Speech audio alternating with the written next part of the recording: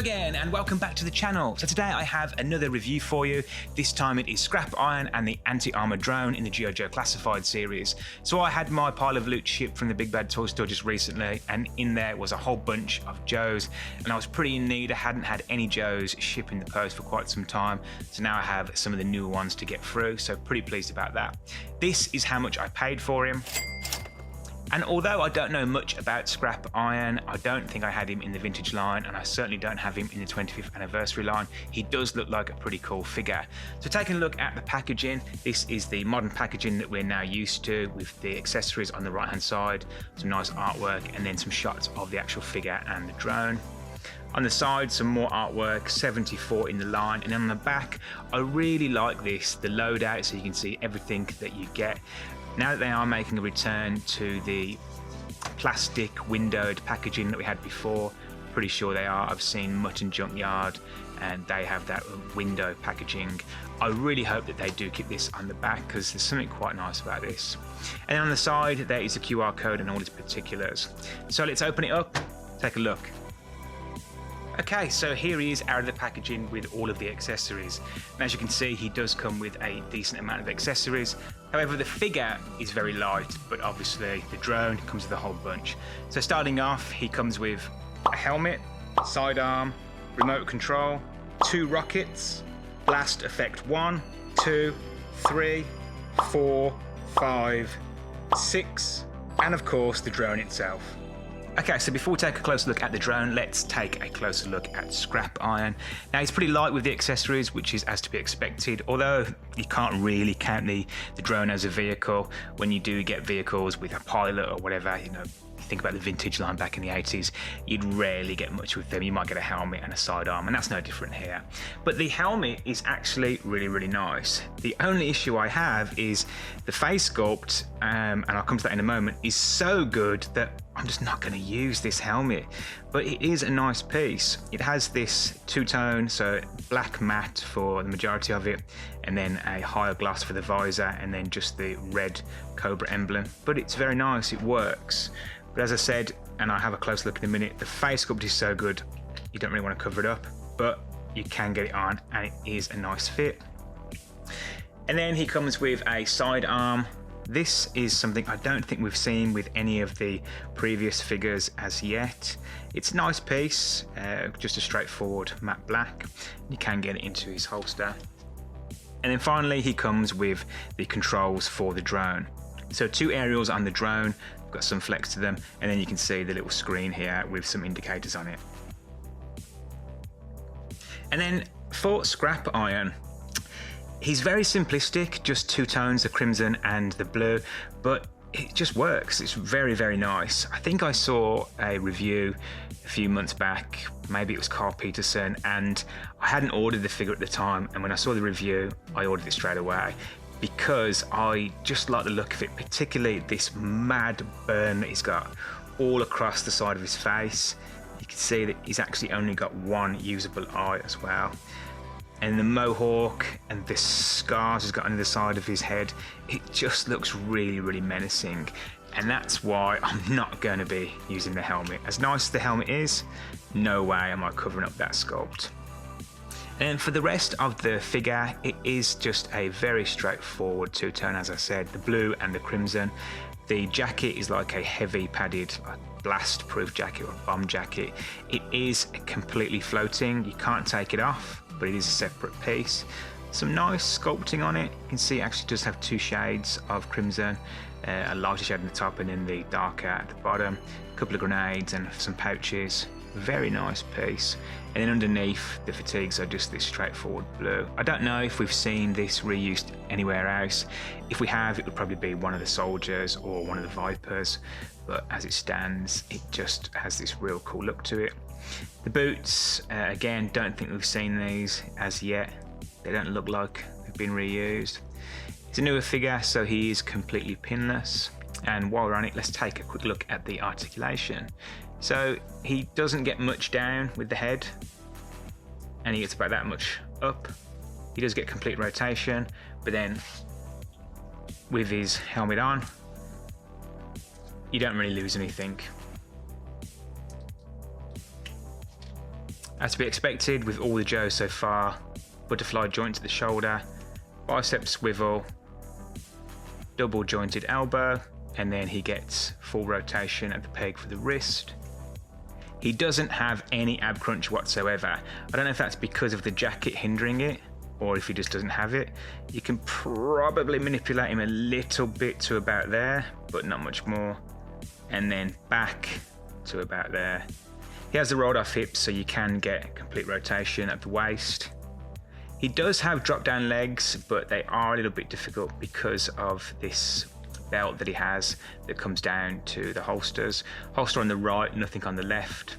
He does have a thigh cut as well, but again, because of the positioning of the belt, you're just really going to stress it. So best just to leave that alone. Double jointed knees, really stiff. Not a complaint. I'd much prefer the figures to be stiff than loose.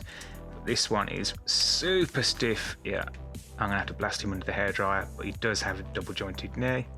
And then he has a boot cut and then a rocker at the ankle. So just very, very quickly, let's have a look at that sidearm in that holster. Yep, fits in very snugly.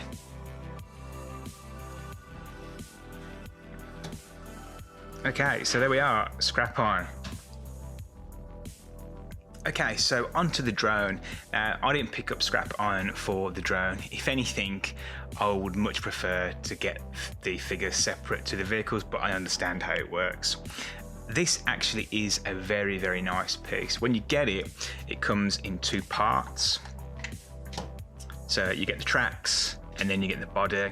The tracks are articulated, so they have this center portion here with the ball joint for the body, and then these separate ball joints for the actual tracks themselves. You do get quite a decent amount of articulation with just those two ball joints. The tracks themselves don't move at all, but they do look pretty cool. This is a different material to this. This is like a high gloss plastic, whereas this feels more like a rough rubbery plastic. In terms of the actual body, it's just a straightforward glossy plastic, nothing really of note. It is nice, however, it does have some brake lights at the back. You've got the Cobra emblem in this nice silver, some exhaust and across the top, anti-tank on the side, and you have some lights and indicators at the front as well, and that just goes straight on.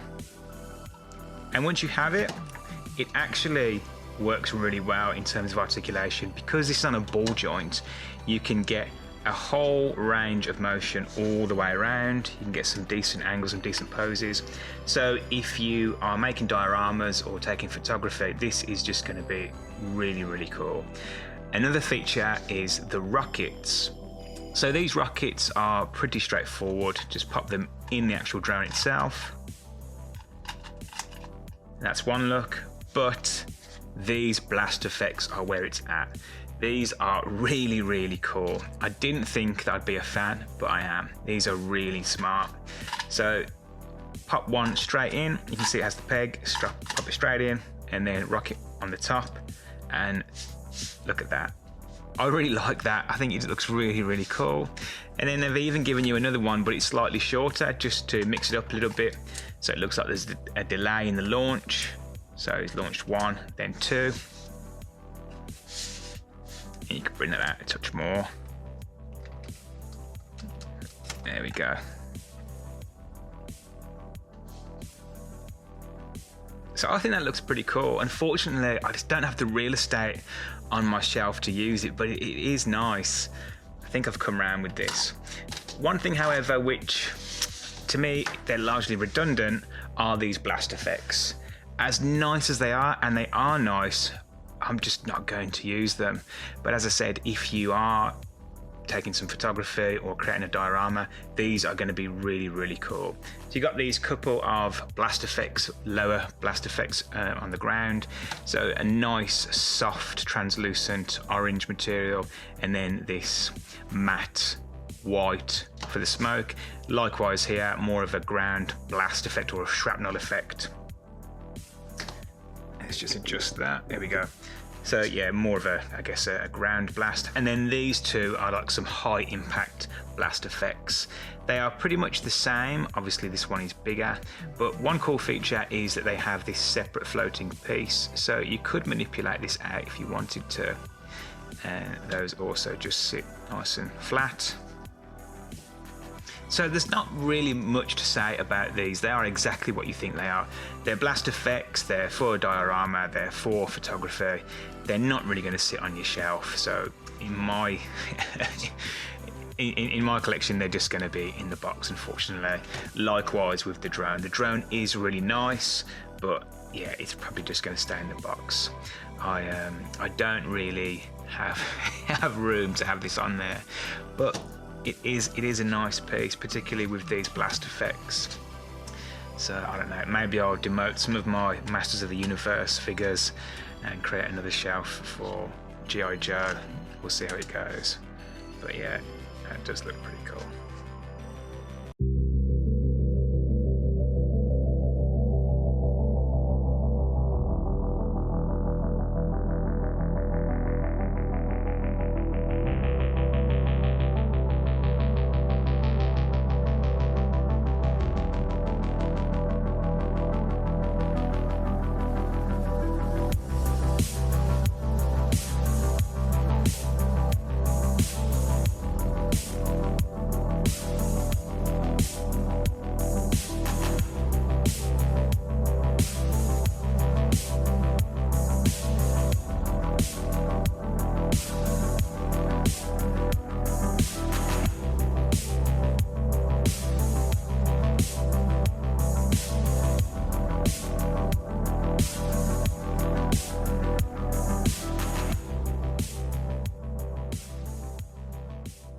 Okay, so my final thoughts on the G.I. Joe Classified Scrap Iron and the Anti-Armor Drone. This is obviously a deluxe set. You're getting a figure and you're getting a vehicle, a kind of a vehicle. So it does have a higher price tag, obviously, but is it worth it? I have to say, I think it actually is. I really like the figure. There's something so unique about him. He looks super menacing with that massive scar. The color scheme works really well.